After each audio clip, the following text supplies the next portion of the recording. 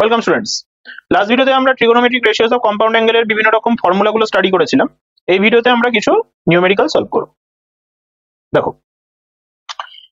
আমরা compound অ্যাঙ্গেলের first যে নিউমেরিক্যালটা করছি সেখানে আমাদের একটা কোশ্চেন আছে, find the value of sin 15 degree.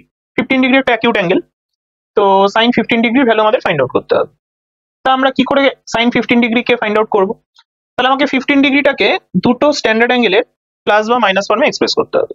তা 15 ডিগ্রিটাকে আমি কিভাবে এক্সপ্রেস করতে পারি? তো 15 ডিগ্রিটাকে আমি চাইলে এক্সপ্রেস করতেই পারি 45 মাইনাস 30। বোঝা গেল? আবার কেউ বলতে পারে যে স্যার 15 ডিগ্রিকে আমি এক্সপ্রেস করবো 60 মাইনাস 45, সেভাবেও করা যেতে পারে। তার মানে 45 মাইনাস 30 দিয়েও করা যেতে পারে, আবার 60 মাইনাস 45 দিয়েও করা যেতে পারে। নিলাম কেন এইভাবে? কারণ এই দুটো স্ট্যান্ডার্ড অ্যাঙ্গেলের ভ্যালু আমরা জানি, তা সেই জন্য আমরা এই ফর্মে এক্সপ্রেস করলাম।